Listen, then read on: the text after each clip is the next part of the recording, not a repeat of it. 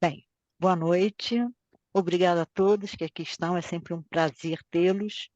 E hoje a live tem como tema Alegria, a Verdadeira Resistência, que é o título de um livro da professora, da filósofa medievalista e professora da UERJ, Regina Schopke. Esse aqui é o livro, né? Daqui a pouco a Regina se apresenta. E o que eu gostaria de falar rapidamente, antes da professora Regina, é o seguinte, né? Para mim, é perceptível que no senso comum o afeto é entendido como algo superficial. A alegria é um afeto entendido como algo superficial, como algo fugaz. E até mesmo como um estado de espírito passageiro, né? Ou como alguma coisa que não tem muita importância, que não tem muito valor. Então, a proposta é que a Regina fale para a gente sobre o que seja alegria de uma perspectiva filosófica, nietzschiana, spinozana, né? Para que a gente possa ter conhecimento do que seja, de fato, a alegria, e eu espero que, de posse desse conhecimento, nós possamos repensar a nossa condição humana no mundo e, quem sabe, talvez, aos poucos, ir se apossando desse conceito, e internalizando esse, esse conceito, né, a fim de que a gente possa reorganizar o pensamento da gente, a problematização da vida, enfim, dar um rumo diferente à vida da gente. E aí, Regina, eu começo com é, uma fala aqui que você traz do Nietzsche, né? Uma epígrafe que eu acho maravilhosa, né? Aspas, está aqui no seu livro. O homem sempre se alegrou pouco demais. É somente este, meus irmãos, o nosso pecado original. Nietzsche. Quer dizer, então, aí eu passo para vocês agora, né? Ficarem com a professora Regina Schopke. Regina, seja muito bem-vinda. Obrigada, Virgínia, obrigada por essa oportunidade de poder falar aqui sobre o meu livro e sobre esse conceito, né, e sobre a alegria, né, que para mim é algo fundamental. Eu quero muito poder passar para vocês, né, essa perspectiva do que seja alegria, que eu acho que não tem como, né, explicar do melhor modo. Eu acho que eu vou partir aqui no início, né, até já de uma definição da alegria, coisa que eu não costumo fazer. Eu costumo entrar um pouco no assunto para depois definir, mas eu vou partir até da definição da alegria, para depois nós entendermos por quê, né, essa definição. E eu falo isso porque tem um livro que há muitos anos atrás, eu resenhei, que é um livro chamado A História da Alegria, de um estudioso chamado Adam Potkin. E ele, nesse texto, ele queria fazer um apanhado, né, que seria a história da alegria, e ele sempre no texto, no interior do texto dele, ele deixa claro que a alegria, ele não quer falar do sentimento, alegria, mas de como cada cultura ou cada tempo histórico entendeu a alegria, que para ele se confunde até mesmo com esse entendimento que se tem de como se vivencia esse sentimento, embora seja um sentimento que está presente em todo ser, inclusive no animal e na natureza inteira. Quer dizer, então, sim, ele diz que não se consegue ter uma definição, ele apresenta dizendo que não há uma definição clara de alegria, e eu acho que ele só não chegou numa definição clara da alegria porque ele não tinha lido Spinoza, e porque ele não pegou também Nietzsche ali, em algumas questões que ele traz da alegria, que eu acho que são questões fundamentais. Tá? Então, eu vou partir assim rapidamente de uma definição para a gente começar realmente a desenvolver um pouco essa ideia. Né?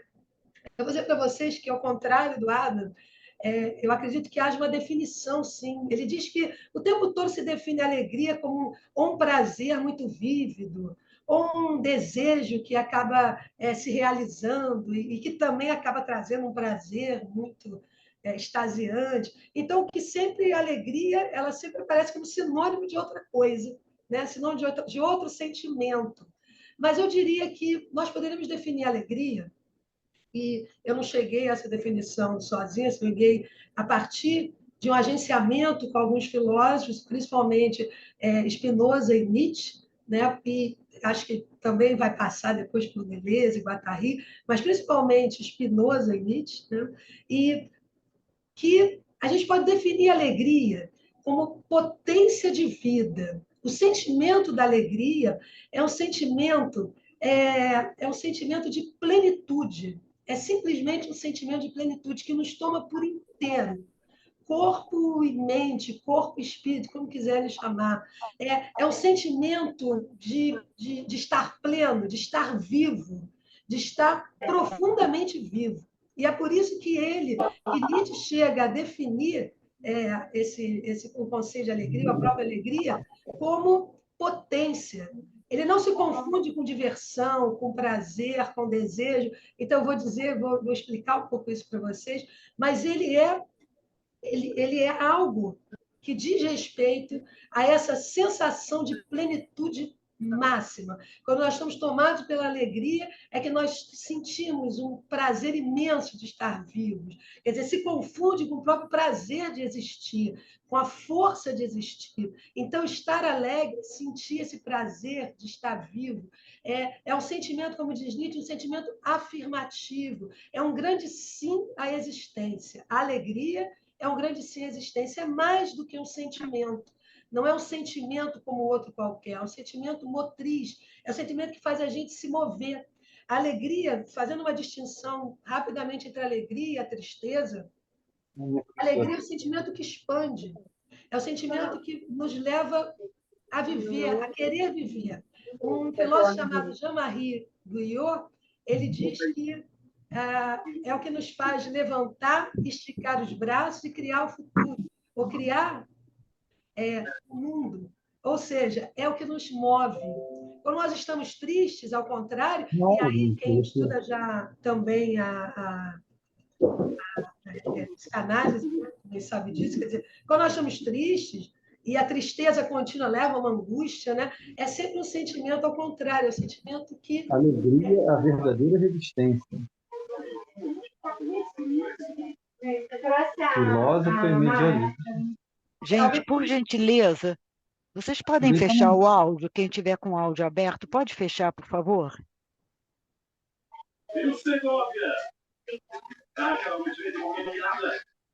Fábio, obrigada. Desculpa, Regina. Não, sem problema.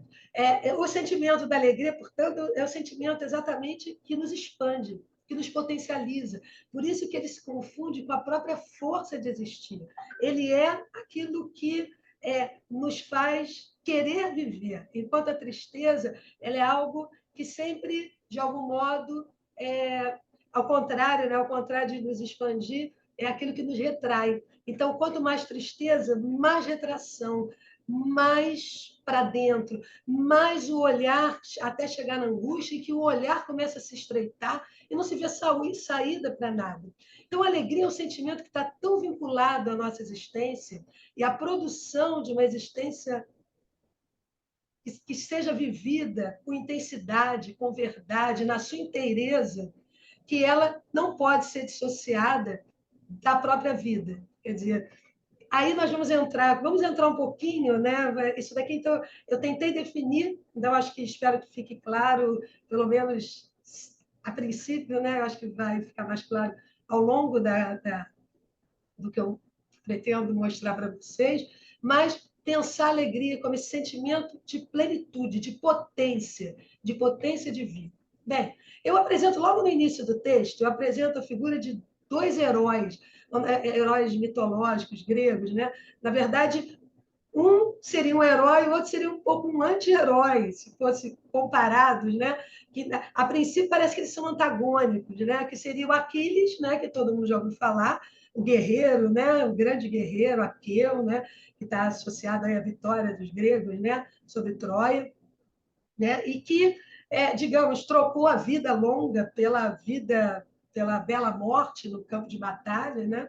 E que morreu jovem, mas foi eternizado no seu nome para servir de exemplo, de honra, de uma vida em consonância, né, com seus valores, né? E o outro que é Sísifo, que é aquele que ludibriou a morte, né? Por 2 vezes ele ludibria a morte, acorrenta, inclusive, a morte inicialmente, porque ele quer voltar a viver, ele não quer morrer, né? Ele engana Thanatos, ele engana Hades, e ele quer voltar à vida de qualquer maneira, ele quer viver até o último instante, sorver a última gota da vida, e ele realmente, sem me estender demais, né, nesses dois, acho que no livro eu falo mais disso, mas poderia se julgar que de uma certa forma, aceita a vida breve, né? E o outro, quer dizer, um deseja morrer para se eternizar, e o outro quer viver até as últimas consequências, quer voltar à vida e quer ludibriar mesmo os deuses, e o que for possível, para continuar na vida.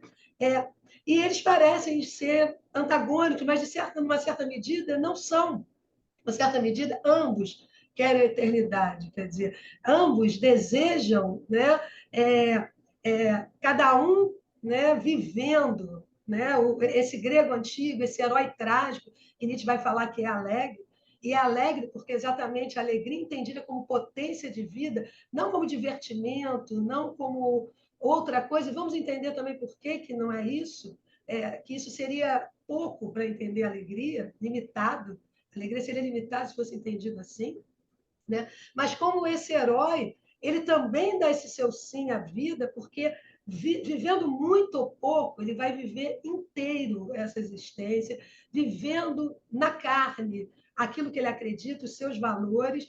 E a grande questão também desse herói grego é que eles só acreditam numa sobrevivência pela memória. Escrever o nome dele na memória do povo, na memória da cultura, na memória como um exemplo, né, do que seria viver em consonância mesmo, né, consigo mesmo, com aquilo que se acredita, com seus valores. Ele não está contra a vida, mas ele vive até o fim o seu próprio destino de guerreiro.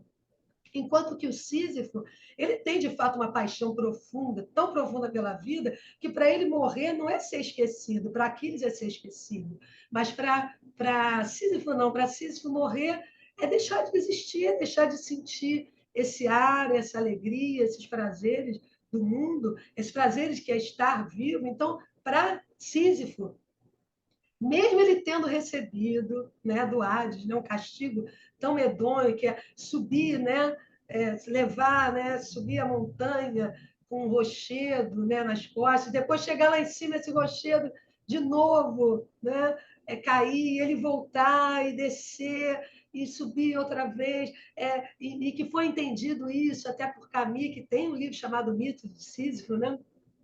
O Camus entende isso até como a ideia de, assim, dessa vida absurda, desse mundo, dessa coisa de não fazer sentido, essa rotina nossa, esse nosso mundo, esse herói do absurdo. Mas, ao mesmo tempo, mais do que herói do absurdo, ele é herói da resistência, porque, no fundo, ele sobe, e o próprio Camus vai terminar dizendo que Sísifo, né, precisa imaginar Sísifo feliz, é porque Sísifo viveu até o último instante, ele buscou até o último instante viver essa vida, né? Esse aqui e agora, da carne, sentir esse prazer da existência, né? E no momento em que ele sobe e desce, em nenhum momento ele não está subjugado ou submetido, ele apenas afirma a escolha dele de viver até o último instante tudo que ele poderia viver com força, com coragem, com verdade, com intensidade. E é essa a grande questão da afirmação e da vida como afirmação, do grande sim que se dá à existência, por maiores dores e tristezas que nós sabemos que vamos, que experimentamos, né? Ainda assim, viver e sentir-se plenamente vivo é o que nos faz realmente levantar todos os dias e caminhar, e construir, e produzir. E é aqui que eu posso dizer para vocês que a alegria, como potência de vida, como poder de existir, como força de existência, que significa o quê? Força de ação. Quanto mais eu aumento a minha alegria, mais eu tenho potência para agir, e potência para agir é potência de transformação. Aqui vamos agora devagar, então, vamos falar um pouco por que a alegria é mais do que prazer, é mais do que desejo, ou melhor, é algo que difere deles. Por que sempre é confundido? Né? É sempre confundido porque a alegria muitas vezes foi traduzida como um sentimento passageiro, é algo que eu sinto alegria e sinto tristeza. Todos os sentimentos eles têm, evidentemente, uma duração, né? Mas a alegria ela é mais do que um sentimento, é mais do que um sentimento que varia. A alegria entendida em alguns filósofos, sobretudo Spinoza e Nietzsche, exatamente o que eu estou falando para vocês, já se confunde com essa potência de vida. E o que Spinoza chama de potência de vida? É o nosso pulso mesmo vital, quer dizer, quando nós nascemos, nós temos um quanto de força. E essa força, ela é plástica. A gente aumenta essa força de existir, essa potência de vida, de acordo com os bons encontros que nós vamos fazer. Se nós fazemos bons encontros, que são chamados de encontros potencializadores, nós aumentamos a nossa força de existir e a nossa força de transformar, inclusive, a nossa própria vida. Mas se nós fazemos encontros tristes, que Spinoza chama das paixões tristes, se nós fazemos encontros que são com coisas, e aqui não é só pensando humano, quando se pensa, a gente pensa que nós estamos imersos no mundo. Tudo é uma questão de encontro, tudo é relação. Nós, humanos, e qualquer outro ser está em relação com os demais. Não existe a ideia, nesses filósofos, não existe nenhuma ideia de um ser humano sozinho, abandonado no universo. Não existe. Nem existia para o grego também essa percepção, porque nós estamos no mundo sempre interagindo em correlação com os outros, com o ecossistema, com os animais, com os homens, com o saber, com a filosofia, com o cinema, com o teatro, com o que vocês quiserem. Nós somos movidos pelas nossas paixões, que nos produzem alegrias. A gente poderia dizer, a alegria é uma paixão? Sim, no sentido dela produzir um aumento de prazer, mas a alegria no sentido pensado como potência de existir, se confunde com aquilo que Spinoza chama de conatos. Conatos é a potência de vida. É aquilo que a gente nasce, a nossa potência. A gente pode ver até em crianças menores, ou até nos animaizinhos, quando eles nascem. A gente pode ver alguns que são mais destemidos, mais arrojados, outros são mais tímidos, mais retraídos. E a gente vê também isso na vida, tanto humana como no animal, que dependendo dos estímulos, aquele mais retraído floresce e se torna mais alegre, interage mais, e o outro, que às vezes era até mais destemido, dependendo das relações que são estabelecidas de uma família, às vezes, que mais autoritária, ou enfim, as relações que essa criança vai fazer, ela pode, ao contrário, se tornar até mais fechada. Quer dizer, ela tem essa potência, todos nós, em tese, teríamos nossa potência de vida, mas ela aumenta e diminui de acordo com os bons encontros. Então, a grande questão, pensando ainda por Spinoza, seria entender como provocar os bons encontros. Como. E aí, vejam bem, eu estou ainda dizendo para vocês uma coisa além disso. Quando eu falo que é potência de vida, eu estou dizendo também que ela tem um caráter também existencial e político muito forte. Por quê? Quando a gente pensa que os poderes, de um modo geral, né, usufruem da vida humana, se servem de nós para perpetuar determinadas práticas desse próprio poder, ele só faz isso enfraquecendo a nós mesmos.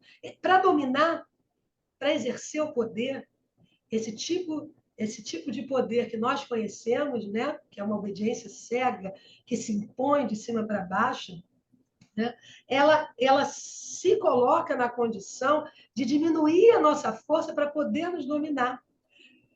O roubo que nós temos desde o início é exatamente da nossa alegria de viver. O que é roubado de nós não é um objeto. Então, não adianta a gente passar a vida inteira buscando a felicidade em alguma coisa que vai nos trazer essa felicidade. A primeira coisa que precisa se buscar é a nossa própria potência de vida. É a nossa própria alegria que foi roubada quando nós fomos totalmente moldados para servir aos poderes e esquecer a nossa relação conosco mesmo, com tudo que está à nossa volta, para servir, muitas vezes, e na maioria das vezes, que as sociedades se estruturaram de modo bastante injusto, e não é à toa que todos estão sempre buscando essa felicidade que não conseguem encontrar facilmente, porque talvez estejam buscando nas coisas e não na potência que deve aumentar de si mesmo, porque essa potência de vida é exatamente aquilo que nos torna aptos para lutar, para viver, para buscar. Né? É essa potência que é roubada de nós exatamente para que nós nos tornemos passivos, que a gente possa simplesmente atender às demandas do mundo sem reclamar e viver, esquecendo de si mesmo. Por que não é um divertimento puro? Um divertimento pode trazer prazer, pode trazer alegria, evidente, é natural que traga, mas acreditar que a alegria simplesmente, sei lá, vou dar um exemplo, está no bar bebendo sem parar, né, passar dias e dias bebendo e se divertindo, acreditar que isso é alegria é transformar a alegria em algo muito passageiro, quando a alegria ela é exatamente algo que vai aumentando em nós de acordo com essa potencialização das nossas relações. Se a gente é escravo, por exemplo, dos prazeres, escravo até mesmo dos desejos, né? Se a gente não governa nós mesmos, nós também não vamos saber aquilo que realmente produz um aumento da nossa força e aquilo que diminui. Quantos de nós já não tivemos relações, né, afetivas que nós poderíamos chamar, a partir de Spinoza, de uma paixão triste, que é aquela relação em que, por mais que a gente ame, e a gente acredita que amar é suficiente para poder transformar, mudar o outro, vai dar certo porque a gente ama, mas simplesmente, muitas vezes, a nossa natureza não se compõe com a outra natureza. E quando uma natureza não se compõe com a outra, ela decompõe isso. Ela decompõe a nossa natureza. Se algo não consegue me fortalecer e aumentar minha força de existir, esse algo vai despotencializar pouco a pouco. E é por isso que numa relação, numa paixão triste, a gente chega um momento que a gente está, né, de repente a pessoa se vê deitada na cama, sem forças para levantar, totalmente absorvida na dor, no sofrimento, na tristeza, porque exatamente compôs paixões tristes. Ou seja, nós somos seres apaixonados, somos seres racionais e apaixonados. Né? Esses filósofos, tanto Spinoza quanto Nietzsche, não consideram a paixão algo negativo, como a metafísica considerava, mas sabe também que é preciso governar essas paixões. Por quê? Porque existem paixões que, sim, podem nos destruir. Nós achamos que as coisas são boas porque nós desejamos elas, mas elas só se mostram realmente boas e potencializadoras quando nós nos relacionamos com elas. E isso faz com que aumente esse prazer de viver, de estar vivo, de se sentir vivo, de preencher profundamente, de se sentir pleno. E é nessa hora que nós podemos, sim, dizer que ele também tem um caráter tão existencial quanto político, porque a única forma de enfrentar a tirania, os tiranos, é não deixar que eles nos dominem pelo medo, pelo terror, pelo desespero. E para isso nós precisamos recuperar esse prazer de viver, essa alegria profunda da vida. Eu tenho muitas coisas que eu acho que poderia trazer aqui para vocês para falar da alegria e penso que, né, o livro vai entrando nessas questões cada vez mais, mas eu acho que o mais importante aqui, antes de passar, não sei, Virginia, se é suficiente para vocês já entrar, mas eu acho que antes disso, eu acho que pensar que a alegria, mais do que tudo, essa plenitude, ela está diretamente ligada a viver a vida de forma plena, intensa, inteira. Isso seria uma existência autêntica. É não trair a si mesmo, é estar de tal maneira imerso na vida, de fato imerso na vida, porque o homem criou uma espécie de redoma, uma cultura, botou o homem numa espécie de redoma que ele chama do seu mundo, né? Esse mundo que é da cultura, que ele faz esse corte profundo com a própria natureza, com essa existência, e que Nietzsche vai chamar a atenção exatamente o quanto nós temos que aprender com os próprios animais a recuperar essa potência de vida. Essa potência de vida que está associada, e por isso que eu falei que ela é um sentimento profundo que está em todo ser, né? Que se confunde com essa força de existir, porque Nietzsche vai dizer, por exemplo, que nós perdemos a nossa saudável razão natural. Nós perdemos essa potência de viver quando nós passamos a sair dessa vida do aqui e agora, nós não vivemos no presente do tempo. Eu quero terminar essa fala inicial dizendo que nós nos colocamos, o humano, enquanto um ser cultural, ele se coloca como um ser que está sempre projetando. Ele não consegue viver esse instante presente sem estar o tempo todo ansioso por aquilo que está lá na frente, no futuro, que ele nem sabe se ele estará presente. Ele vive buscando a felicidade, uma felicidade que foi prometida a ele pelo campo social, é isso que a gente chama de capturar o desejo. O campo social captura o desejo, faz a gente crer que o desejo está associado à falta de um objeto, quando o desejo talvez esteja associado simplesmente à falta da nossa potência, falta da nossa alegria. O desejo como produção de vida está associado a esse aumento dessa alegria. Então, portanto, nós vivemos ou muito presos ao passado, sempre nostalgicamente presos àquilo que foi vivido, ou vivemos o tempo todo esperando um futuro lá na frente. É como se nós vivêssemos o tempo todo, ou para trás ou para frente, nunca aqui, nunca inteiro. E é isso que Nietzsche traz de mais belo quando ele fala dos animais. Os animais estão inteiros na existência. Eles vivem no presente do aqui e agora. É por isso que a dor no animal é tão triste, porque ele não tem uma projeção para pensar assim, daqui a pouco vai melhorar, vou tomar um remedinho, vai melhorar. Mas também a alegria dele também vai ser mais intensa, porque a alegria dele é vivida inteira, sem todas essas, digamos, desses conflitos, essas confusões que nós humanos causamos em nós mesmos. Né? Eu acho que o grande aprendizado que se tem aí também é entender que viver no aqui e agora, claro, a gente não vai poder deixar de projetar, né, de projetar alguma coisa, isso é humano, como nós nos constituímos, mas viver nessa projeção contínua é viver numa profunda ansiedade.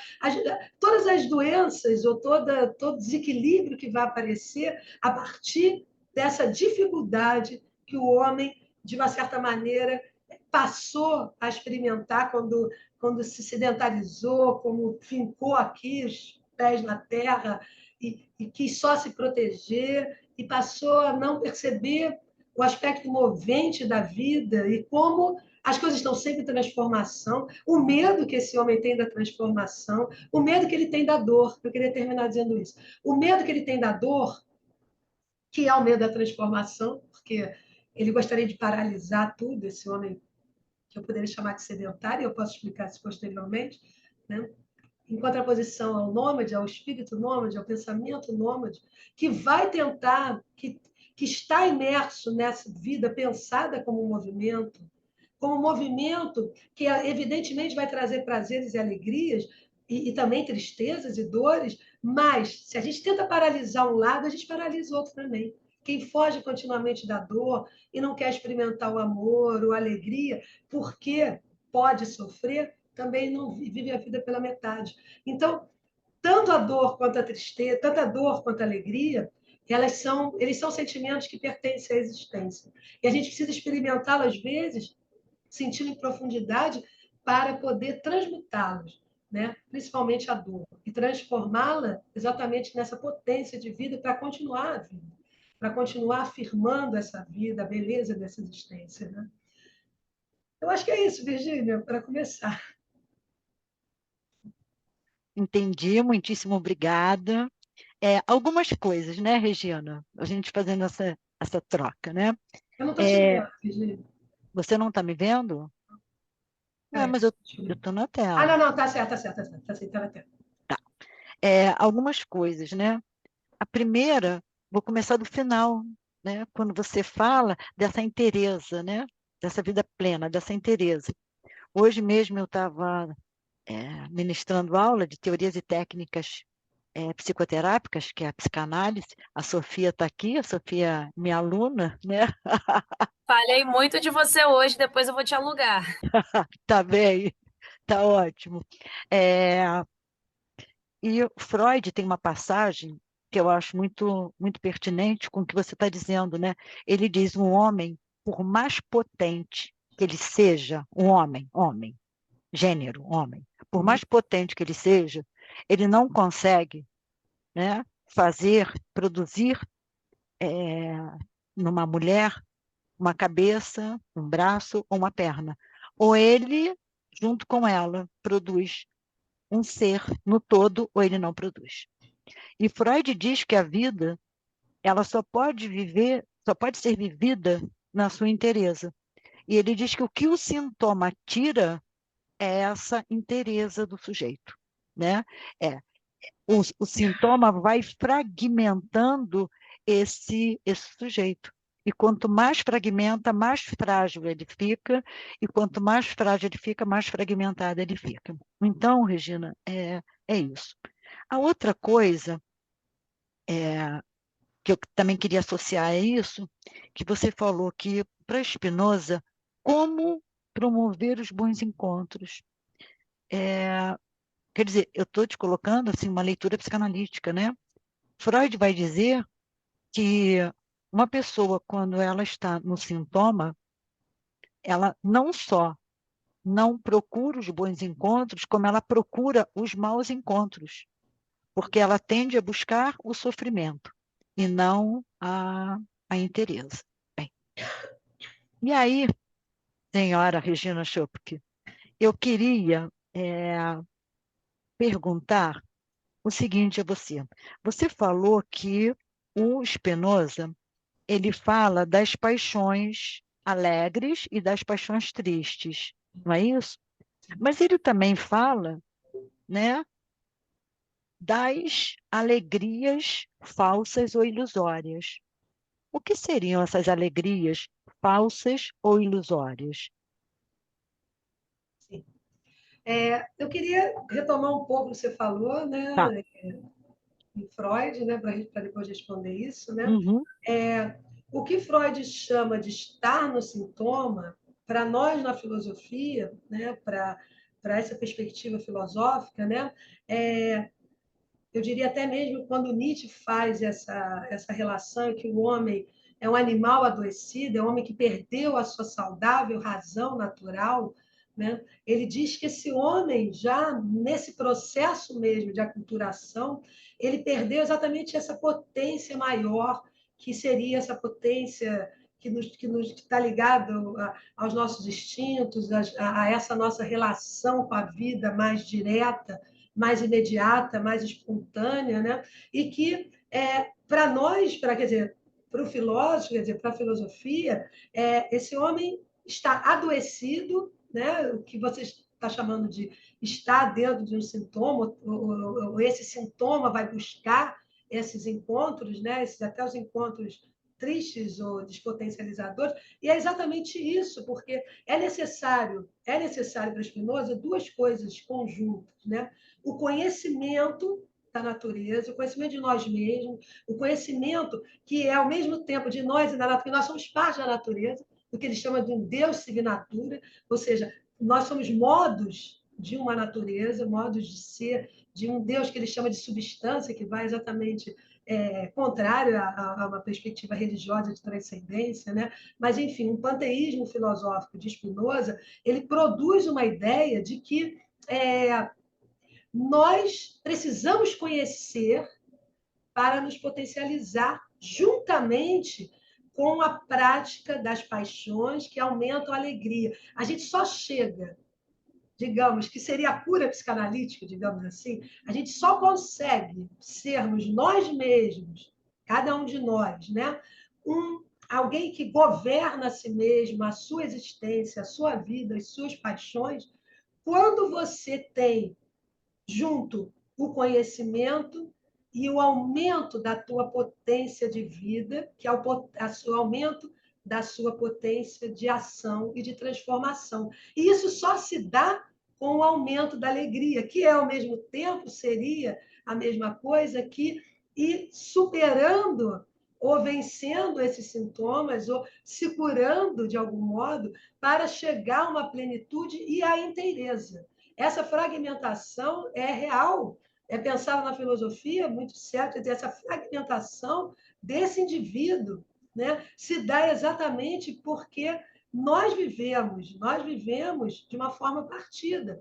O próprio mundo nos coloca nessa forma partida, né? E dessa maneira nós não temos essa integralidade da vida, até porque não interessa aos poderes. Para que a gente possa servir melhor a eles, é melhor que nós estejamos apartados do nosso poder de ação e do nosso desejo, para que o desejo capturado pelo campo social sirva apenas e tão somente ao campo social e não à nossa vida, e não o que nós somos. Então, há uma correlação, embora eu sempre digo que há um ponto de partida bem diferente em alguns aspectos, né? Agora, a sua pergunta, já até me perdi, a pergunta mesmo foi no finalzinho, para eu.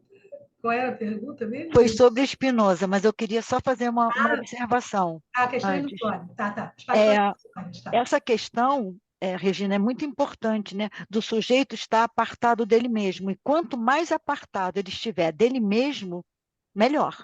Né? Quer dizer, melhor para os poderes, né? E aí,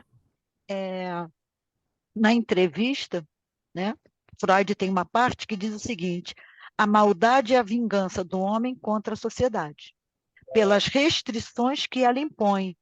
Só que essas restrições que ela impõe, elas são decorrentes da submissão do homem, quando ele diz sim aos poderes e ele diz não a ele mesmo. Uhum. Porque se eu digo sim para os poderes, eu digo não para mim. E aí eu ouvi eu estava ouvindo uma palestra da professora Marilena Chauí, em que ela vai dizer que a pior escravidão a pior servidão é aquela que o sujeito não se percebe como escravo, né? Então, nós achamos que nós temos, isso eu falo sempre para os meus alunos, nós achamos que nós temos o domínio sobre nós mesmos e não temos. Nós estamos cada vez mais apartados de nós mesmos. E essa questão, Regina, que você trouxe do tempo, é o que aparece no consultório, né? Em 99% dos casos. O que nós temos? O paciente, ele não está em lugar nenhum. Ele está aqui pensando quando aqui acabar, que ele vai jantar. E quando ele estiver jantando, ele já vai pensar no amanhã. Aí amanhã, e isso faz com que se jogue vida fora, né? Porque ele não está em lugar nenhum. Então, eu acho que essa questão, como o homem lida com o tempo, e sobretudo agora nessa era pós-moderna, moderna líquida, que vem e faz com que essa dimensão do tempo ela fique mais deslizante ainda, é para o sujeito patinar mesmo, né? Cadê o tempo? O tempo presente ele não existe. Bem, mas aí, senhora Regina, o que eu perguntei, o que seriam as alegrias falsas ou ilusórias? Uhum. As alegrias, então, partindo do pensamento de Spinoza, e acho indo até mais longe, porque ele nesse ponto é muito epicurista, e preciso descobrir quais são as verdadeiras necessidades e as falsas necessidades né? O que seria verdadeira necessidade e falsa necessidade, né? Primeiro, a gente vive num mundo em que se todo dia o capitalismo descobriu a maneira de lidar com o desejo humano e produz o tempo todo necessidades que não são necessidades reais. Mas, da maneira como nós construímos o mundo, elas se tornam necessárias, absolutamente necessárias, mas elas não são necessidades reais. Elas estão ligadas já há um tempo e mesmo a certo desejo, e que também se liga, né, muito mais ao ter do que ao ser, eu diria assim, e que faz com que a gente se perca naquilo que realmente é uma alegria verdadeira. Uma alegria verdadeira seria aquela que me potencializa. Alegria falsa ou uma alegria ilusória é aquilo que eu sinto que me dá prazer, mas que depois me enfraquece. Vamos dar um exemplo aqui, uma droga, né? Uma droga que aos poucos vai me matando, né? Pode ser uma droga ilícita ou uma droga lícita. De qualquer forma, aquilo que me faz escravo de tal maneira e que vai diminuindo a minha potência de vida, que me faz me submeter a essa necessidade e que vai diminuindo o meu conatos, a minha potência, é uma alegria ilusória. É uma alegria que, no fundo, aí sim, ela pode ser comparada, se ela pudesse ser chamada de alegria para Spinoza, que seria no sinônimo de prazer. É um prazer momentâneo, é um prazer passageiro, mas não é o que Spinoza e que Nietzsche chamam de alegria, realmente, como esse sentimento de plenitude, de potência, de força. Então, é um prazer passageiro que faz com que eu, sentindo essa alegria, eu passe ao contrário, a ficar buscando sem parar essa alegria ilusória. Essa alegria ilusória que depois sempre me leva para o abismo, sempre leva para o abismo, mas ela me dá aquele momento de prazer. Aí eu acredito que esse momento de prazer, eu vivo, talvez aí se explique muito o vício por essa necessidade, esse desejo de sentir essa alegria, porque nós somos tão anestesiados pelo campo social, nós somos tão anestesiados, que é por isso, e Nietzsche tem uma frase que eu acho perfeita quando ele diz que a orgia não é filha da alegria, mas da ausência dela. O que ele está querendo dizer é que a orgia, que poderia parecer até mesmo para um dionisíaco como Nietzsche, né, que é a alegria máxima, né, ele diz que a ausência dela. E por que ele está falando que a ausência dela? Porque exatamente porque nós estamos tão anestesiados nos nossos prazeres, nas nossas alegrias, nos nossos sentimentos, né? Somos tratados, ou somos construídos para sermos tão anestesiados, para não sentirmos até mesmo o horror que é a nossa espécie, matar a nossa própria espécie, ou matar todos os outros seres vivos para servir a fins que não são fins nem necessários para nós. Como é que nós somos anestesiados a ponto, moralmente, eticamente anestesiados, a ponto de ver coisas e já naturalizar de tal forma que não sentimos mais nada diante da dor alheia, ou diante da dor até de um animal, porque é exatamente por estarmos tão anestesiados que o homem precisa cada vez mais de emoções mais fortes, mais intensas, até mesmo dos grandes riscos, né? Essas pessoas que gostam muito, desculpa se tiver alguém aqui, mas aquelas pessoas que estão sempre colocando a vida em risco para sentir essa adrenalina, né? Esse gosto pela adrenalina que às vezes leva a pessoa mesmo a quase a se expor à morte. Né? Como que um animal iria se expor à morte à toa? Claro, ele vive sim as suas paixões, e se ele tiver que se arriscar, ele vai se arriscar, mas nós vamos inventando meios de sentir, talvez, e eu não estou aqui fazendo só uma crítica, eu estou querendo mostrar como esse anestesiamento produz a doença humana. Porque essa busca que expõe o homem à morte, faz o homem às vezes até desejar morrer, desejar cada vez emoções mais fortes, que seja até cortar-se mesmo para sentir algo, né? É exatamente a falta dessa potência, dessa alegria inicial, dessa força que faz com que você, estando anestesiado, estando desesperado, estando sem força, você vai buscando cada vez mais coisas para te dar a mínima sensação de estar vivo, de pelo menos estar vivo. Né? Eu diria para vocês que de um certo sentido, a gente vai sendo transformado em quase mortos-vivos por um campo social que precisa nos dominar, né? Que precisa nos enquadrar, que precisa fazer com que eu seja capaz de matar um semelhante meu. Porque nós não nascemos já sabendo poder matar um semelhante, nós aprendemos isso. Nós vamos aprender isso socialmente, né? Então, eu acho só, Virginia, só falando um ponto sobre o que você falou, eu acho que a gente não escolhe os poderes. Eu acho que o que faz a gente ser dominado pelos poderes é o enfraquecimento da nossa potência. Então, quanto mais despotencializado nós estamos, mais somos presos dos tiranos.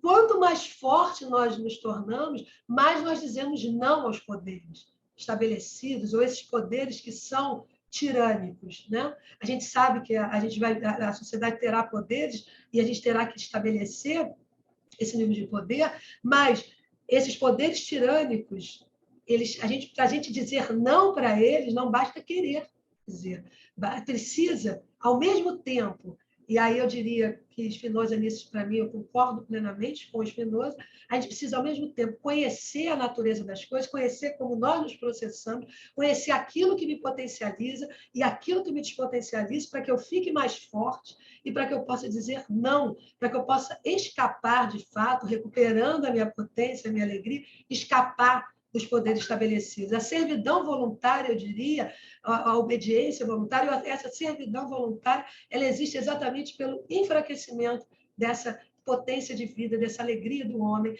dessa captura desse desejo. Enfim, é preciso resgatar exatamente essa alegria, esse prazer de viver, essa intensidade de vida que nós precisamos resgatar. É isso que nos faria fortes. E nos faz fortes também do ponto de vista da política e do ponto de vista da existência. Ela está diretamente ligada à existência. E você pode observar, Regina, que desde lá de trás, né, assim, não estou falando de uma forma pejorativa, estou falando, né, não vai aí, pão e circo, né? Quer dizer, o que a gente tem aí? Que cada vez mais se oferece formas para afastar o sujeito dele mesmo. O que é o carnaval? É uma paixão, que é uma coisa assim louca, né? É um prazer momentâneo. Esses parques de diversões oferecendo emoções de tudo quanto é tipo. Pessoas que entram num brinquedo daquele, saem e passam mal. Quer dizer, então, mas valeu a pena. Assim, me perdoem o termo, eu vomitei a beça, mas valeu a pena a adrenalina. Então, hoje, cada vez mais, a sociedade oferece mecanismos, recursos, para que você se lance cada vez mais para fora de você. Ou falando de uma outra maneira, que eu fiz aqui algumas observações a partir do livro, e você diz, você traz Nietzsche na página 106, e diz assim, o ser é uma criação. Né? Me corrija se eu estiver enganada, porque eu não sou filósofa, eu sou psicanalista. Né? Quanto mais tem esses mecanismos, menos o sujeito pensa nele em se recriar, em se reorganizar, em se retomar. Né? Então, na realidade, quando a gente pega isso, quando a gente pega todos esses mecanismos, Regina, para que a gente se afaste da gente mesmo, aí vem as ilusões, né? De que na compra e na visibilidade elas vão obter prazer. E aí o que você chama de vício na psicanálise a gente chama de compulsão, né? O sujeito vai num deslizamento que ele tem compulsão por chocolate, que daqui a pouco não é só chocolate, que daqui a pouco é chocolate e sexo, que daqui a pouco o chocolate, o sexo e a bebida alcoólica, né? Então, vai tomando, porque ele vai precisar dar conta disso, porque tem um momento em que ele se dá conta do quanto ele está distante dele. Só que ele não quer saber. Por quê? Porque ele já está imerso nessa condição humana e acha, Regina, que aí não tem mais jeito. né? Que é a si mesmo, e se ele sair disso, como é que vai ficar? Então, eu penso que isso, para a gente, é uma questão bastante importante, né? Esse distanciamento cada vez maior do sujeito dele mesmo. Mas eu gostaria, Regina, que você, por gentileza, você nas páginas 13 e 15 do seu livro, você vai falar do amor fati, né? Aí você diz, aspas, né? 3 pontinhos. Espécie de si integral que se dá intimamente a ela. Intimamente, não está fora, dentro, né? Do início ao fim, no melhor e no pior. E aí, na página 15, você diz, né, sobre o amor fati. A alegria é uma espécie de afirmação. É um grande sim que se dá à existência. Aí vem a minha pergunta.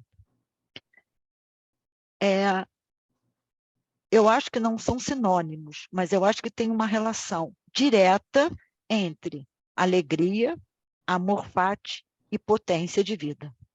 Essa é a minha pergunta. Existe essa relação? Sim, sim. Alegria, né, como eu defini logo no início, com potência de vida, ela requer, para um filósofo como Nietzsche, esse amor fati. O que seria o amor fati, né? O amor fati, o amor ao destino, o amor aos fatos, o amor àquilo que se vive, ele é complexo de falar sobre isso, porque tem um aforisma, né, do Nietzsche, no 341 da Ciência, que é exatamente, eu não vou falar sobre aforismo, mas, en passant, né, se alguém chegasse para você e dissesse, olha, tua vida vai se repetir tal qual ela foi, tal qual ela te aparece, e esse luar, e essas estrelas, e esse vento no seu rosto, e esse dia, e esse momento, e esse instante, ou seja, tudo vai se repetir tal qual foi, indefinidamente, eternamente. O que você faria? Você diria, olha, você é um Deus e eu nunca vi coisa mais bela, ou você diria, olha, você é um demônio e eu nunca vi coisa mais terrível, né? E Nietzsche diz que a última chancela é exatamente a resposta que se dá a isso, esse sim ou esse não para querer que essa vida se repita. E que esse sim vai depender do quanto se vive autenticamente, inteiramente essa existência, independente das dores e das tristezas que ela produz. O amor fati para Nietzsche, e se a gente ainda não consegue dizer sim, eu quero que se repita, da capa, do início, eu quero que tudo de novo, é porque a gente não está vivendo inteiramente. O amor fati é um sim que se dá para tudo que foi, para tudo que é e para tudo que será. Escuta, quer dizer, é muito forte, porque não se trata de ser alguém que está subjugado ao destino. Para Nietzsche, a vida é pura transformação. Então, se ele mesmo acha que o homem pode ir além de si, né, e o que ele chama de Übermensch, que esse homem pode romper com esse status, né, dele, essa forma homem que o constituiu, né, nesse modo tirânico com ele mesmo, com a vida, com a natureza, com todas as coisas, é porque ele acredita na transformação. A grande questão dele é em direção dessa transformação. Então, quando o amor fati aparece aqui, ele aparece muito mais, como Deleuze diz, como uma regra prática da vontade. O que é uma regra prática da vontade? É tudo aquilo que você deseja, comece a se perguntar se você quer o eterno retorno dessa coisa. Comece a te perguntar se você quer que ela volte eternamente, porque se esse sim que você vai dar vai ser um sim tão potente que vai fazer com que isso se repita.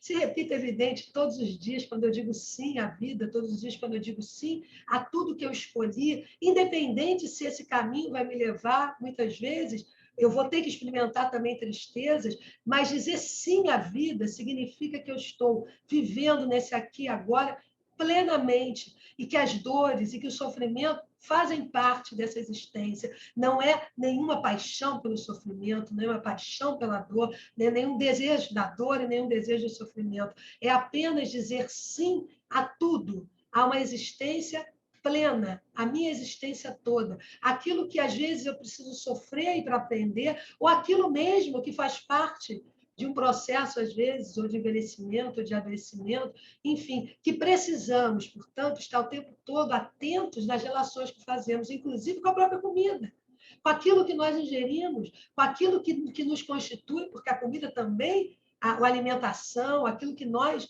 fazemos com o nosso corpo, também vai ter um peso na força e na potência que nós também vamos adquirir. O Nietzsche fala no Etioma, é preciso produzir uma nova saúde para o novo filósofo, digamos. Então, ele está dizendo que um filósofo que começa a se preocupar, sim, com o lugar onde ele vive, com o clima que ele está, com aquilo que ele se alimenta, com tudo aquilo que diz respeito, há também a potência do corpo, porque o espírito, ou a mente, ou a razão, não trabalham sozinho, é o corpo. O corpo também se pensa, né? Pelo próprio corpo. Então, o pensamento é corpo, no fundo. Né? Então, quando se despreza isso, está se desprezando também a própria vida. Então, assim, eu diria para você, e também lembrando um pouco, eu acho que foi a Maria Tereza que botou aqui, né? Que as pessoas escolhem submeter aos poderes, né? E eu, de fato, acho que não há escolha. Eu acho que, de início, estamos todos submetidos, desde criancinha, desde os primeiros tempos, que é roubado de nós o prazer, a alegria, desde os primeiros instantes, desde até do nascimento, que muitos nascem, né? Apartados até da mãe, né? Ainda hoje, né? O próprio nascer, que já é algo, né? que é uma mudança tão profunda, né? Esse bebê que nasce, às vezes nasce na mão de estranhos e é jogado imediatamente dentro de um lugar frio e não tem sequer, às vezes, o contato do corpo da mãe. Já desde pequenos nós somos já apartados da nossa potência. Então, eu realmente não acredito que se escolha. Eu acho que mesmo quando se escolhe, ou pelo menos não acho que se escolha de uma forma legítima e clara. Eu acho que quanto mais conhecimento das coisas, da natureza, e quanto mais se busca essa alegria verdadeira, aí sim você tem potência para dizer não a isso. Senão, você se encontra tão despotencializado que a única forma que você tem de alegria são essas alegrias que te dão, que o mundo te dá. São alegrias que você experimenta aqui e ali, para sair desse anestesiamento, essa busca, como a Virgínia falou, num parque de diversões que te dá um monte de prazeres momentâneos, e você, com aquilo, naquele momento, você experimenta aparentemente um aumento qualquer de alegria, se sente feliz, sente, mas chega em casa, aquilo tudo passa, e volta todas as dores e sofrimentos que não foram sequer vividos em profundidade para serem transmutados, para serem superados, né? Porque até nisso a grande questão de pensar alegria e pensar tristeza é que tudo que a gente vive, né? Quando se fala em inteireza, não é só estar inteira na alegria, é também estar inteira na dor, por incrível que pareça. É quando a gente está em luto, ao invés da gente estar tentando se divertir para fingir que nada aconteceu, a gente está só jogando cada vez mais para o fundo de nós mesmos uma dor que vai retornar. Ela não vai, a gente não vai ficar livre dela, a gente só vai conseguir, de alguma forma, eu vou usar um termo filosófico, transmutá-la, né? Fazer com que ela entre num campo de produção de vida, em que ela possa me fortalecer, mesmo aquilo que me dói tanto, mas que eu possa entender aquela ausência, aquele momento, aquela partida e tudo mais, agradecer pelo tempo vivido, pelos momentos que realmente tem que continuar existindo dentro de nós como força de vida, senão não valeu a pena, senão realmente eram só momentos, né? É nesse sentido que mesmo a dor, muitas vezes, precisa ser vivida na sua intensidade, para que ela seja, talvez, exatamente mais rapidamente digerida, absorvida, e a gente possa, de novo, voltar a sorrir, mesmo sabendo que nós vamos levar essas ausências, essas faltas, junto de nós, mas também vamos levar as alegrias vividas, né? A memória dessas alegrias que vão permanecer em nós. Então, se esconder, fugir, não vai adiantar. Não vai adiantar se esconder debaixo da cama para não viver, não vai adiantar se esconder nos vícios ou nas compulsões, não vai adiantar. Mas a verdade é que uma pessoa compulsiva, ela não escolhe ser compulsiva, a meu ver. Ela é compulsiva. É a forma que o modus operandi dela para suportar o desespero, para suportar esse enfraquecimento, para suportar o quanto apartada ela está de si, da vida dela, da construção desse seu próprio ser, da construção, da produção da existência dela, do governo da sua existência, né? Acho que é isso. Regina, você tocou numa parte, né, muito delicada na clínica, que é essa questão do luto. É bastante interessante que o que é muito perceptível hoje é que as pessoas, muitas vezes, elas dizem assim, para mim estar aqui, Virgínia, é um conforto, porque aqui eu posso sofrer.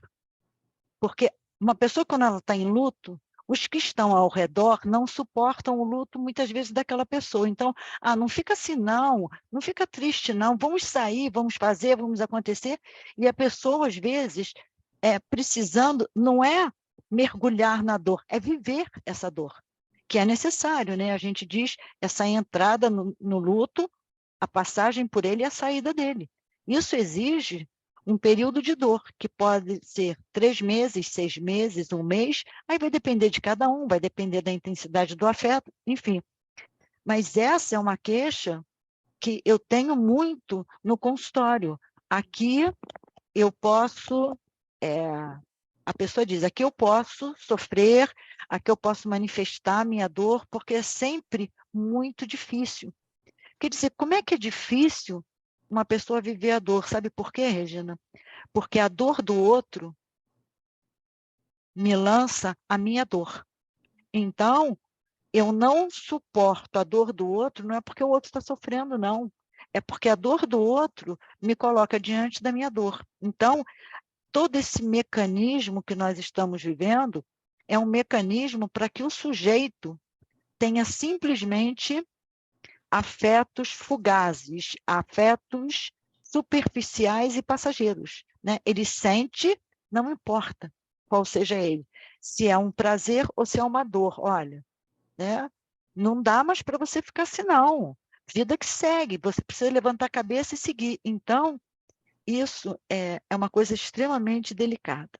E aí, eu gostaria, Regina, de ir para a página 42 do seu livro, onde você diz, aspas, a alegria, tanto em Spinoza quanto em Nietzsche, é o sentimento, afecção, paixão ou impulso, cuja causa verdadeira não está no mundo externo.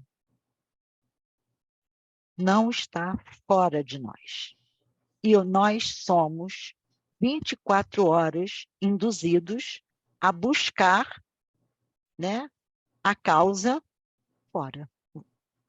Não é isso? Sim. E terminou? Posso falar? Pode sim, terminei, Regina. Sim. É exatamente isso. Quer dizer, nós o tempo todo acreditamos que a felicidade, aliás, uma boa distinção aqui nesse momento da alegria e da felicidade, é que a felicidade foi sempre entendida, até por alguns filósofos, como aquilo que você realmente está relacionado aos teus anseios, ao teu desejo e àquilo que você conquista no mundo. Então, de certa maneira, essa conquista, né, que se tem no mundo, ela está associada a eu ser feliz ou não, se eu consigo, né, digamos assim, se eu consigo realizar esse feito, né? Só que a grande questão e a alegria, né? Então, a alegria entendida como potência, voltando à questão da potência de vida, ao conatos, a essa força de existir, essa alegria, não só nós estamos, de início, começamos a ser apartados delas. Então, isso que seria essa potência, esse impulso de vida, começa a ficar enfraquecido, e o homem começa a tender à angústia, começa a tender à tristeza, começa a tender para a esses movimentos sempre que são perniciosos, que apresentam, eu sei que para a psicanálise, como se esse conflito fosse já originário, né? O instinto de morte, o instinto de vida, para nós, ou pelo menos para alguns filósofos, né? Como os filósofos, isso para mim mesma, eu acredito que, claro, o homem como foi constituído, ele é esse conflito já, mas, essencialmente falando, ou na prática, pensando esse homem enquanto um ser físico e natural também, ele é potência, e essa potência, quando é esmagada, essa potência, quando é reprimida, essa potência, quando é roubada, é que ele entra na angústia, que ele entra no sofrimento, e que, a partir daí, a vida humana é exatamente isso, digamos assim. Então, portanto, essa agora, peraí, só me perdi um pouco na questão que eu ia caminhar. Essa alegria, essa potência, né? Essa alegria que vai aumentando em nós a cada bom encontro que nós fazemos, ou seja, que depende também do nosso conhecimento da natureza, do conhecimento de nós mesmos, para sabermos aquilo que nos potencializa, é quando nós chegamos, né, no aumento máximo dessa potência, é que nós começamos a governar as nossas paixões. O que quer dizer isso? Spinoza, ele deixa claro uma coisa muito bonita. Ele diz que nós somos seres apaixonados, sim. Isso não fala contra a razão. Nós somos seres, né, que, digamos assim, nós temos o poder de afetar e ser afetado pelos outros seres, sempre. Ou eu afeto e sou afetado por outros. E a paixão é sempre ser afetado pelo outro.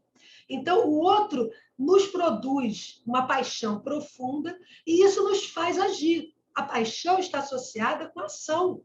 Então, a paixão não é negativa, né? O grande problema são as paixões tristes, a produção daquelas paixões que nos enfraquecem. Mas a paixão em si é aquilo que nos move, é aquilo que nos faz andar, é aquilo que nos faz viver, que nos faz querer, né? Só que essas paixões, elas, aí, enquanto nós somos determinados ainda por elas, pelos objetos que estão fora de nós e que nós julgamos que são bons, nós não sabemos ainda, nós ainda estamos ao sabor dos ventos, porque a gente quer uma coisa e pensa que ela é boa, e a gente investe nela, até que a gente vá nos conhecendo para ver que aquilo, se a gente não ficar insistindo naquelas paixões tristes, a gente vai entender quanto aquilo está nos potencializando e começa a buscar as paixões alegres. O que acontece? O momento em que a alegria se torna tão poderosa, quando nós aumentamos a nossa potência máxima, né? É o momento de uma certa transmutação do espírito, é quando nós começamos a nos governar. E nos governar significa que eu vou buscar ativamente as paixões que me alegram. Entende a diferença? Uma coisa é estar submetida às paixões do mundo. Elas podem ser boas e podem ser más. Podem ser boas no sentido de potencializadoras ou podem ser más no sentido de que elas me dão um prazer passageiro, mas não me despotencializam.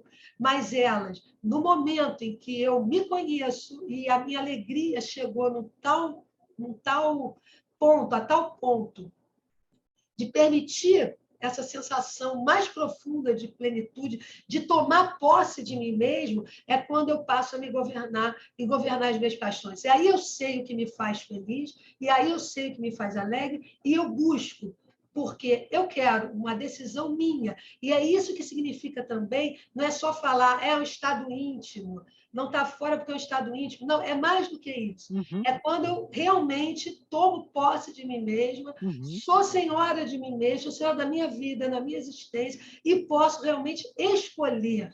Aí sim eu posso escolher aquilo que é bom e aquilo que me enfraquece, aquilo que me potencializa e aquilo que me mata. Eu posso dizer não verdadeiramente, porque não só sei o que é, mas eu tenho força para dizer não. Porque quantas vezes a gente fala assim, eu queria tanto fazer aquilo, mas não conseguimos. Eu queria tanto fazer aquilo outro, mas também não conseguimos. Eu queria tanto dizer não para aquilo, mas também não conseguimos. O que isso significa? Ah, que nós não queremos? Não, eu não creio, não penso dessa maneira. Eu acho até que a gente quer, acho até que as pessoas querem, mas elas não têm potência suficiente para dizer o não, porque elas também não têm conhecimento suficiente de si mesmas para saber aquilo que poderia potencializá-las, até o ponto dela poder dizer não. O Spinoza, eu acho que é o criador da terapia, digamos assim, né? Só que da autoterapia, porque a filosofia, no fundo, é essa busca muito pessoal, né? Muito singular. Né? Eu acho que talvez a diferença maior seria daqueles que vão tentar buscar isso, né? E para isso vão ter que se fortalecer demais, vão ter que potencializar muito, né? E aqueles que já estão partidos, né? Já tão fragmentados e não conseguindo sozinhos, né, se reorganizar, então ter que buscar isso, né, esse auxílio necessário para poder, de alguma forma, se encontrar ou se buscar. Só que eu acho que são coisas, né? É claro que aqueles não podem falar sobre tudo isso, né? Tem muitas coisas para serem ditas, né? Nessas diferenças, né?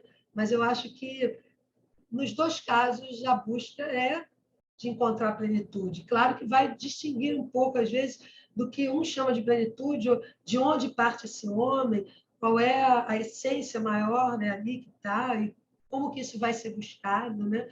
Mas eu acho que a busca da plenitude é o que guia. Né? Essa plenitude que é a inteireza, né? Que é a inteireza do ser. Né? Entendi. Regina, Sim. a minha pergunta é o seguinte, né? Quando a gente fala dessa inteireza, quando a gente fala desse amor incondicional pela vida, eu fico pensando, né, freudianamente. Freud diz que nós seríamos muito mais felizes se nós retornássemos à condição anterior, que é a condição de não aculturados, né? Por quê? Porque Freud vai dizer que a civilização tem muito mais fontes de infelicidade do que de felicidade. Ela é muito cheia de proibições, enfim. E ela, a civilização, é ela que, de alguma forma, é nela que você vive e é ela que te distancia de você mesmo, né? Aí, eu é uma pergunta mesmo que eu estou te fazendo, né? Eu acho que o propósito da análise é que o sujeito se aposse dele, que ele seja, aspas, senhor de si. Eu acho que esse é o propósito da análise. Se a gente consegue é uma outra coisa, mas eu acho que esse é o propósito.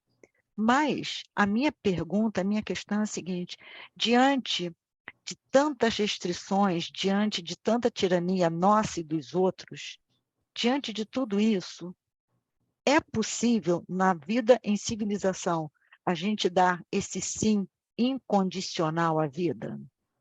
Isso é possível?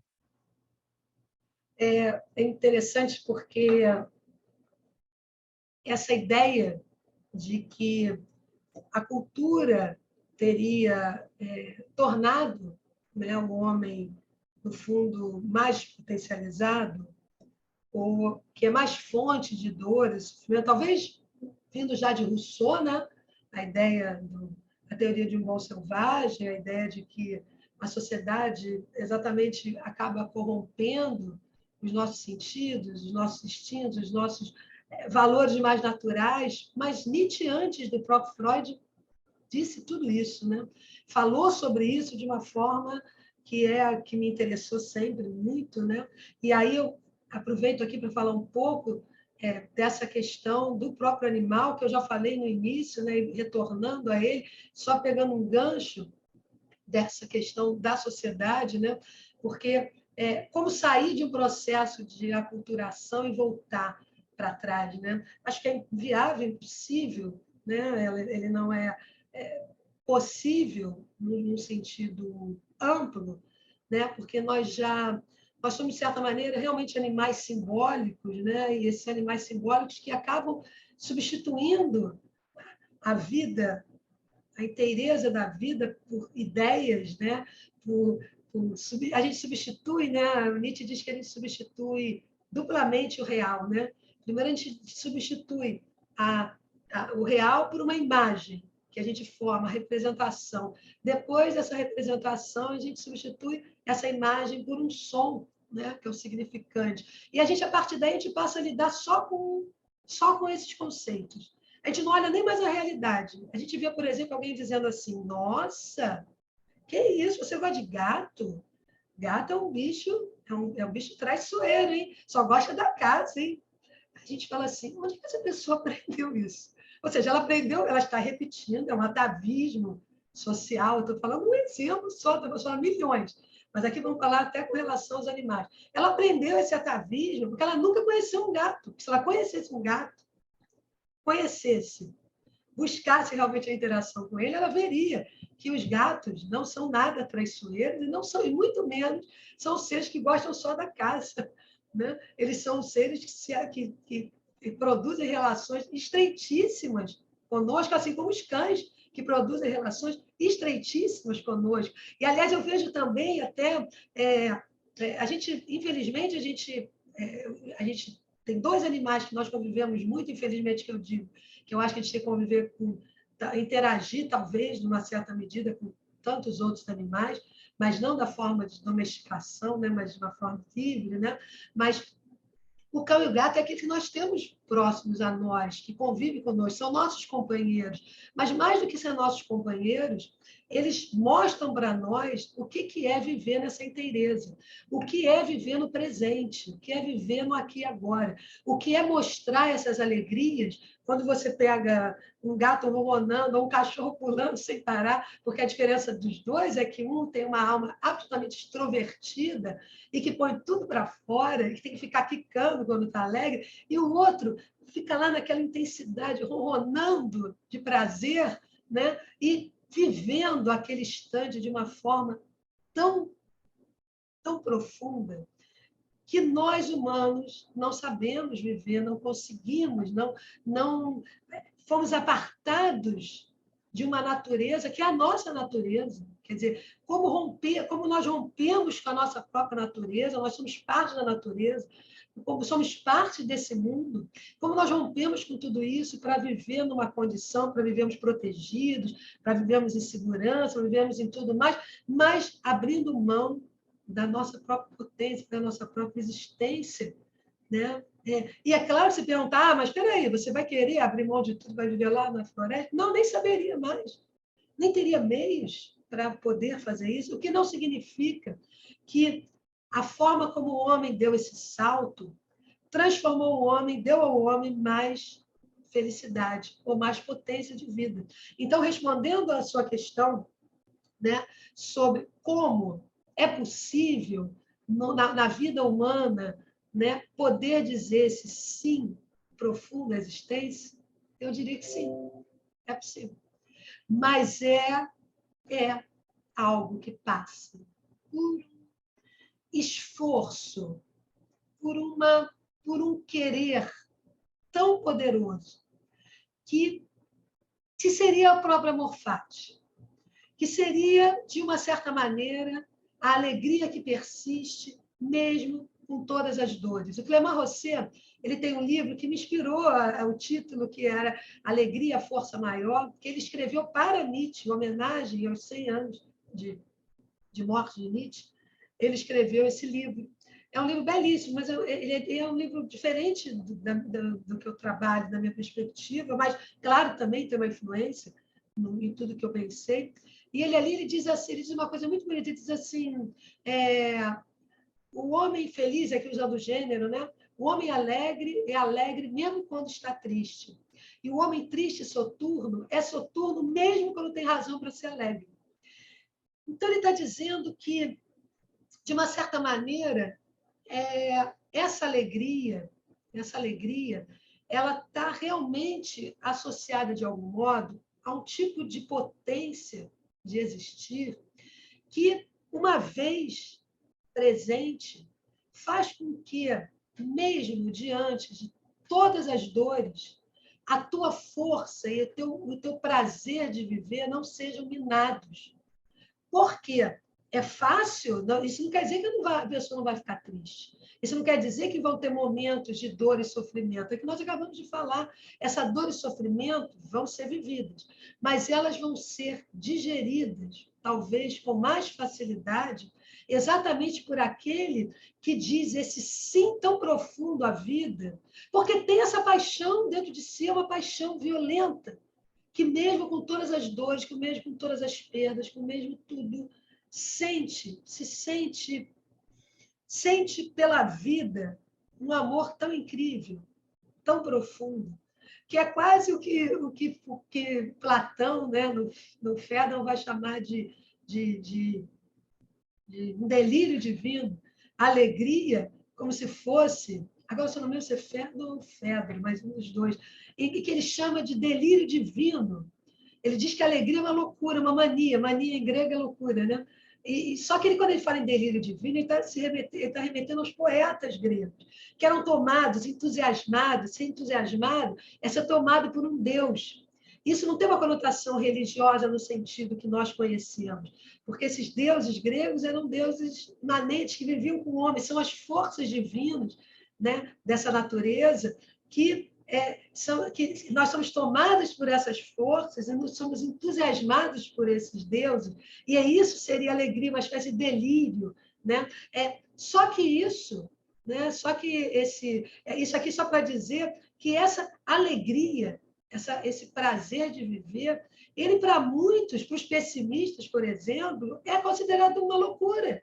Para eles é considerado uma loucura, porque como é que alguém pode sentir alegria? Se você falar com o senhor vai falar com Schopenhauer, talvez até com Freud, você vai falar de uma alegria profunda só de existir? Não sei até que ponto.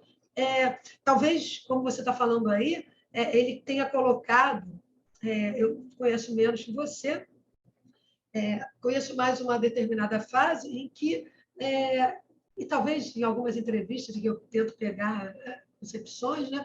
Mas eu vejo ele mais próximo de um sentimento com relação. E aí é que está. Pode ser que eu entenda, muitas vezes, sentimento com relação à vida, mas pode ser com relação à civilização, ao mal-estar da civilização, ao que o homem produz, né? Ao que o homem tem produzido, e por isso ele mesmo se aprisionado nas suas próprias criações e sendo vítima de si mesmo, algoz de si mesmo, que isso é que Nietzsche vai falar. Nós nos tornamos algoz de nós mesmos, criamos as coisas, depois esquecemos que criamos e nos tornamos escravos dela, e nos tornamos escravos e vamos repetindo essa escravidão, né? Então, realmente, eu acredito, sabe, Virgínia, que é possível. Eu acredito, sim, eu acredito. Eu acredito que é possível viver no conflito, na tensão, que vai, eu acho que, claro, a nossa diferença para o animal talvez mais básica, que talvez que cause o maior sofrimento em nós, seja o fato de que nós temos uma ideia clara da finitude, da morte. Mas viver com essa morte estampada nos olhos é que nos faz tristes, porque, no fundo, a morte é sempre algo, como Epicuro diz, que, quando eu estou presente, ela não está. E quando ela está, eu não estou. Então, eu até acredito, em alguns momentos, quando se diz assim, a razão da loucura humana, do desespero humano, porque ele descobre essa finitude, é isso que faz ele se desesperar. Eu acredito que ela vai gerar um desespero, mas eu acredito que da infância, até ele ter realmente se elaborado, tem um tempo. E nesse tempo aqui, há muita coisa que acontece nesse prazer, nessa vida que é roubada, nesses sentimentos que são reprimidos, nessa existência que é estreitada. Então, ainda com tudo isso, ainda de repente se deparar com isso, vai causar sofrimento para o homem. Mas viver com a morte estampada nos olhos, viver o tempo inteiro pensando nisso, é simplesmente viver refém até dos poderes. Porque a melhor maneira de dominar é nos fazer ter medo.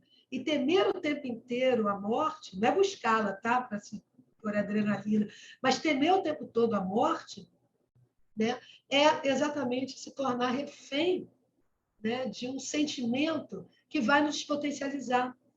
Porque por mais que a vida possa findar,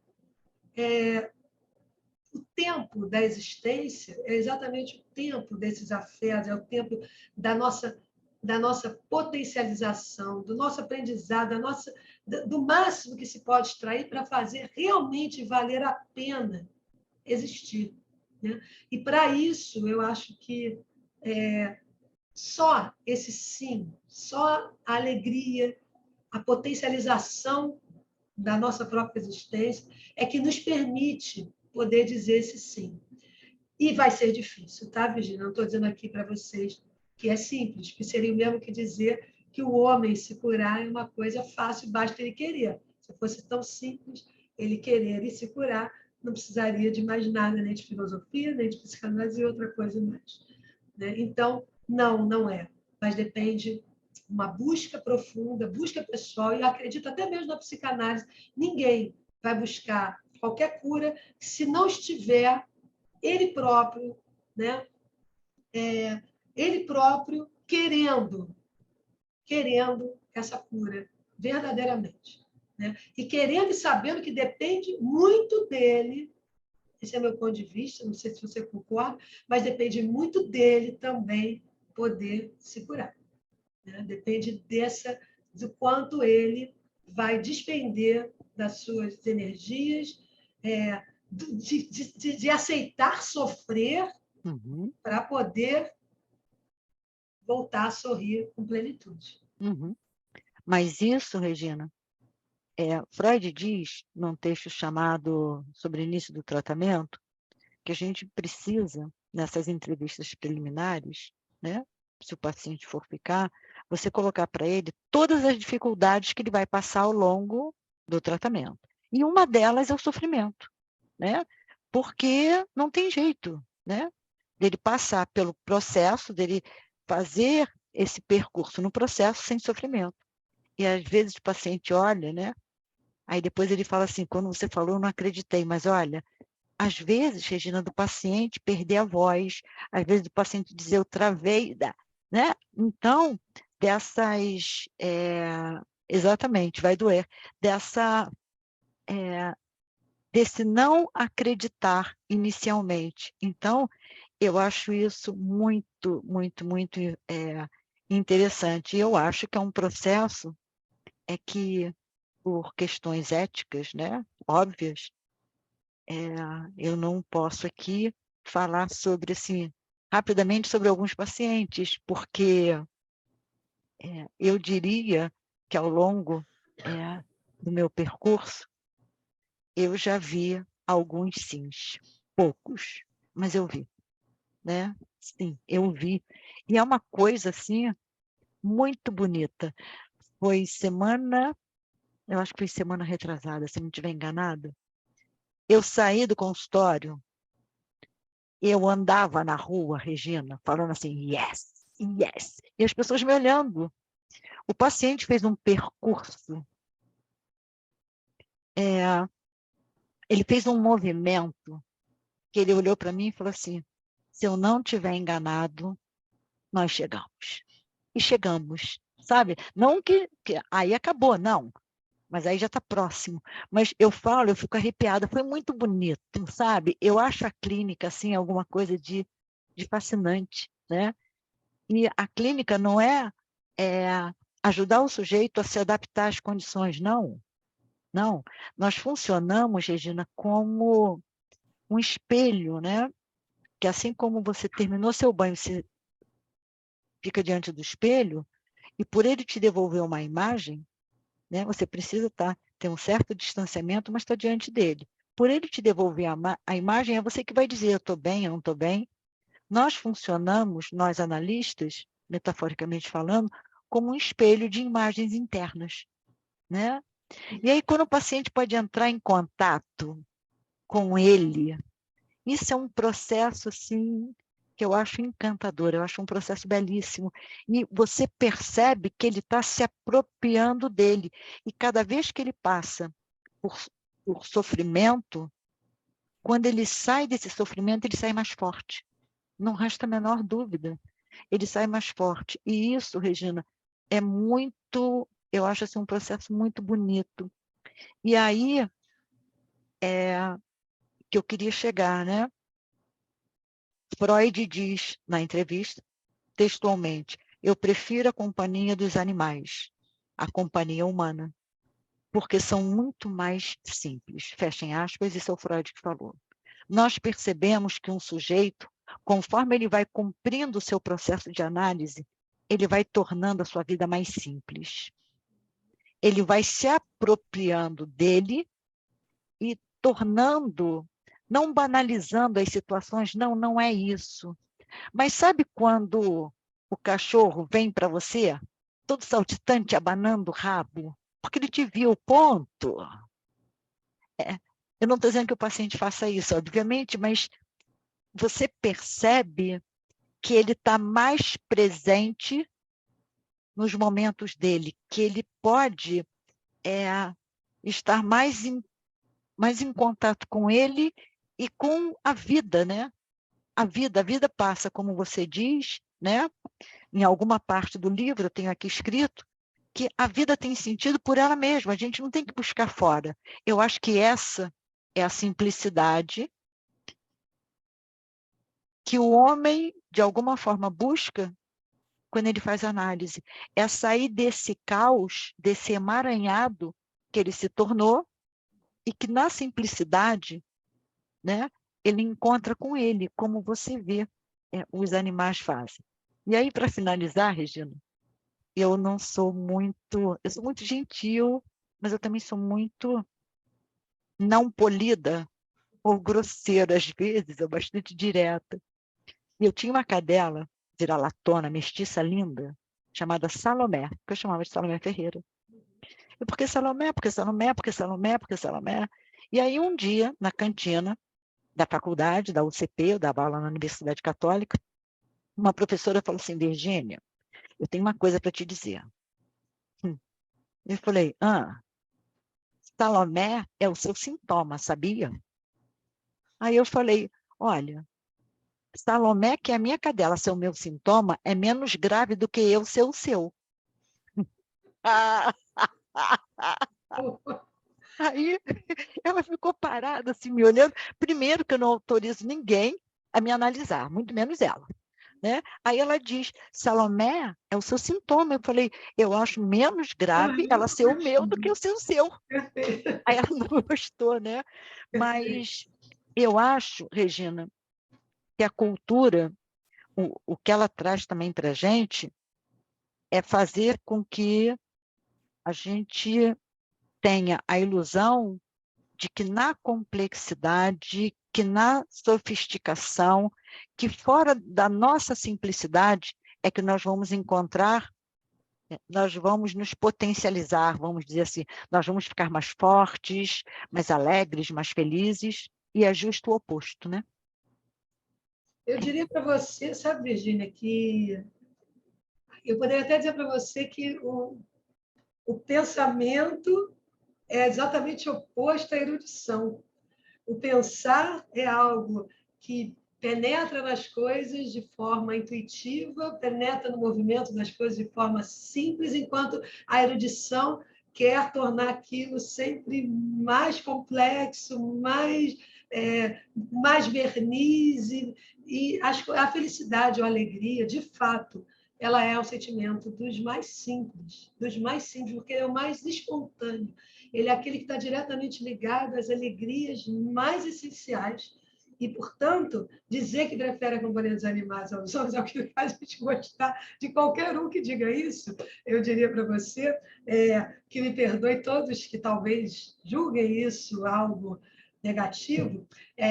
Não sou contra as paixões humanas, muito pelo contrário, mas a relação com o animal é muito simples, é muito direta, é muito imediata. Só quem tem contato com eles entende isso. Sabe que quando ele ama, ele te ama mesmo, e te ama até o fim, e não te trai, e não deixa de amar. E quando ele também não gosta, como ele não gosta, um gato meu que não gosta do outro, mas não pode encontrar, mas é nunca, porque toda vez eles vão se estranhar, porque não vai, quer dizer, não é que eles sejam fixados de uma vez por todas. Tanto é verdade que depois de um tempo, um acaba se adaptando um pouco ao outro, já não brigam tanto, mas a verdade é que aquilo que eles sentem em profundidade e com uma simplicidade que nos ensina muito.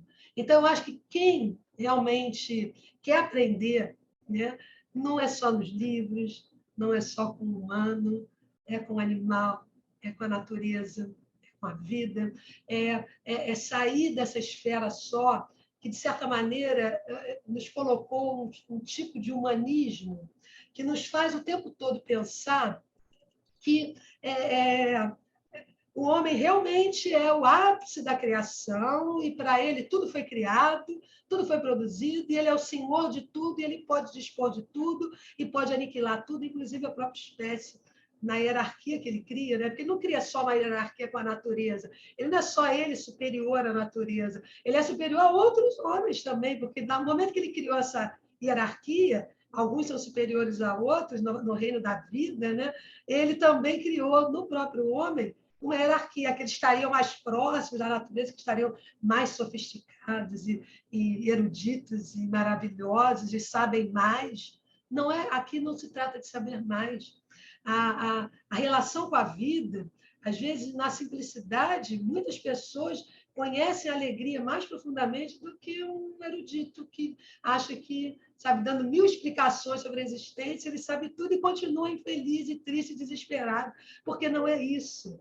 Entende? Então, ela é muito mais do que um conhecimento racional. Primeiro, é uma vivência, é uma troca, é existir com o outro, é o aumento é compor-se com o outro, é nessas composições que a gente faz com o outro, com o animal, com o homem, com a filosofia, com a arte, com as plantas, com tudo aquilo que nós nos relacionamos, tudo aquilo que possa realmente se compor com a nossa natureza, aumentar a nossa potência, e realmente aumentando a nossa potência, nós não vamos nos tornar mais complexos, vamos nos tornar mais simples. Aham. É exatamente isso, nós nos tornamos mais simples. E outra, Tudo para nós tem um sabor maior, um sabor que tem de fato, que a gente tinha perdido. É como buscar o tempo todo aquela pessoa que perdeu o sabor, está buscando toda hora um sabor, mas é recuperar o sabor das coisas, a verdade das coisas, aquilo que faz as coisas serem o que elas são e que nós perdemos esse contato com elas, né? E com nós mesmos. Né?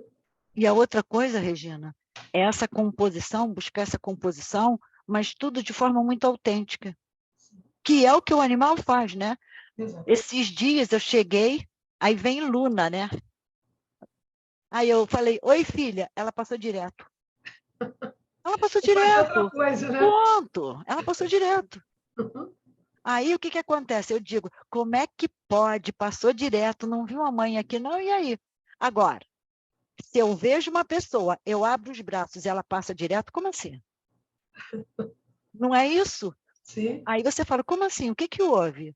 Por que que você passou direto? Por que que não? Você não me... Aí você começa, né, numa coisa persecutória, né, imensa. Mas o animal é assim, se ele quiser, ele vai. Se ele não quiser, ele não vai, ponto.